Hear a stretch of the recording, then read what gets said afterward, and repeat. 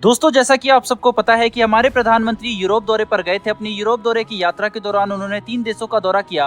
अपने दौरे के आखिरी चरण में प्रधानमंत्री फ्रांस गए थे, जहां उन्होंने पिछले हफ्ते राष्ट्रपति चुनाव में जीत हासिल करने वाले इमैनुअल मैक्रोन से मुलाकात की। वहीं दोस्तों, अब पीएम मोदी के दौरे का नतीजा अब सामने आने लगा है। प्रधानमंत्री के दौरे के दौरान कई द्विपक्षीय और बहुपक्षीय वार्ता की थी। प्रधानमंत्री के द्विपक्षीय मुलाकातों का असर अब दिखने लगा है। हम आपको ऐसे ही नतीजे के बारे में बताएंगे जो प्रधानमंत्री के इस दौरे के बाद सामने आई है। मोदी के इस दौरे से भारत को बहुत फायदा हुआ है और उन्हें अंतर्राष्ट्रीय समुदाय का समर्थन मिलने लगा है। सबसे पहले हम बात फ्रांस की करेंगे, जिसने भारत को संयुक्त राष्ट्र सुरक्षा परिषद और परमाणु आपूर्तिकर्ताओं समूह में शामिल करने की वकालत की है। पीएम मोदी और फ्रांसीसी राष्ट्रपति इमैनुअल मैक्रोन के मुलाकात के बाद दोनों देशों द्वारा जारी एक संयुक्त बयान में संयुक्त राष्ट्र सुरक्षा परिषद में भारत की स्थायी सदस्यता और परमाणु आपूर्तिकर्ताओं समूह में नई दिल्ली के प्रवेश के लिए फ्रांस ने अपनी प्रतिबद्धता दोहराई है। बुधवार को एक संयुक्त बयान में भारत और फ्रांस ने G20 के ढांचे में मजबूत समन्वय बनाए रखने पर सहमति व्यक्त की और फ्रांस ने संयुक्त राष्ट्र सुरक्षा परिषद की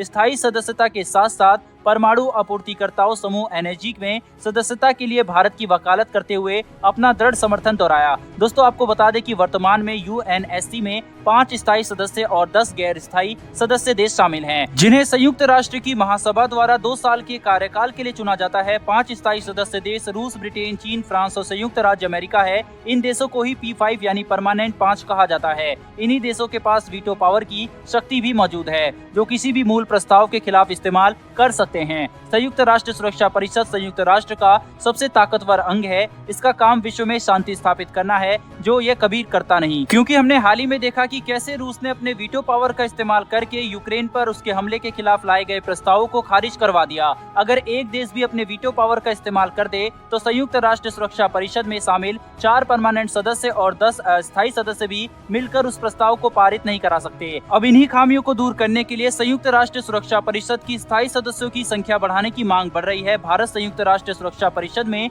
तत्काल लंबे सुधारों पर जोर देने के प्रयासों पर सबसे आगे रहा है। इस बात पर जोर देते हुए वह स्थायी सदस्य के रूप में संयुक्त राष्ट्र की उच्च तालिका में एक स्थान का हकदार है। फ्रांस ने UNSC के अलावा NSG में भी भारत को शामिल करने की वकालत की है। चलिए अब जानते हैं कि ये NSG क्या है। न्यूक्लियर सप्लायर ग्रुप यानी कि NSG ऐसे परमाणु सामग्री आपूर्तिकर्ताओं देशों का एक समूह है, जो कि परमाणु हथियारों के निर्माण के लिए उपयोग किए जाने वाले सामग्री, उपकरण और प्रौद्योगिकी के निर्यात को नियंत्रित करके परमाणु हथियारों के निर्माण को रोकने की दिशा में काम कर रहे हैं। परमाणु आपूर्तिकर्ताओं समूह की स्थापना भारत द्वारा मई 1974 में किए गए परमाणु परीक्षण के बाद ही की गई थी। इसके पहली बैठक 1975 में की गई थी। फ्रांस के समर्थन के लिए भारत ने उसका आभार भी जताया। 5 परमाणु हथियार संपन्न देशों में से एक चीन भारत की NSG बोली का मुख्य रूप से इस आधार पर कड़ा विरोध करता है कि नई दिल्ली परमाणु अप्रसार संधि का हस्ताक्षर करता नहीं है। इसके विरोध ने समूह में भारत के प्रवेश को कठिन बना दिया है, क्योंकि NSG आम सहमति के सिद्धांत पर काम करता है। संयुक्त राष्ट्र सुरक्षा परिषद में शामिल चीन के अलावा सभी देशों ने भारत को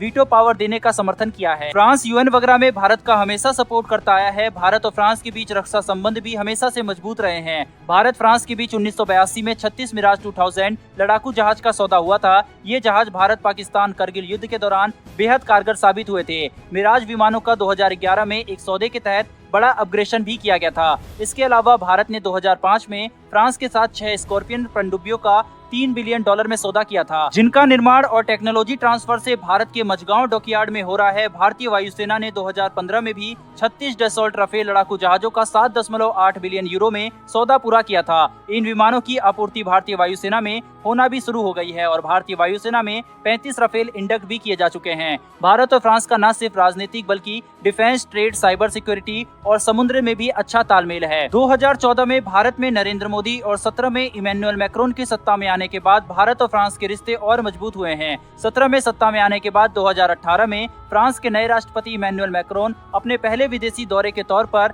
भारत ही आए थे। फ्रांस के अलावा भारत ने जर्मनी के साथ भी कई समझौतों पर हस्ताक्षर किए हैं। दोनों देशों ने हाइड्रोजन का इस्तेमाल करने को लेकर कई करार किए हैं। करार में जर्मनी द्वारा भारत को हाइड्रोजन तकनीक साझा करने पर बात बनी है। भारत अपने देश में ट्रांसपोर्ट से लेकर इंडस्ट्री तक में हर जगह हाइड्रोजन के इस्तेमाल को बढ़ाने पर काम कर रहा है, जिसमें अब उसको जर्मनी का भी सहयोग मिलने जा रहा है। वहीं पर अब जर्मनी ने इस पर एक्शन लेना भी शुरू कर दिया है। बहरहाल दोस्तों, इस वीडियो में इतना ही। अगर आपको ये इन्फॉर्मेशन और वीडियो पसंद आई हो तो वीडियो को लाइक करके चैनल को सब्सक्राइब कर बेल नोटिफिकेशन को ऑन कर लें, जिससे हमारी आने वाली डिफेंस और वर्ल्ड अफेयर्स से जुड़ी ऐसी वीडियो आप तक सबसे पहले पहुंच सके। फिर मिलेंगे ऐसी एक नई वीडियो के साथ। धन्यवाद। जय हिंद।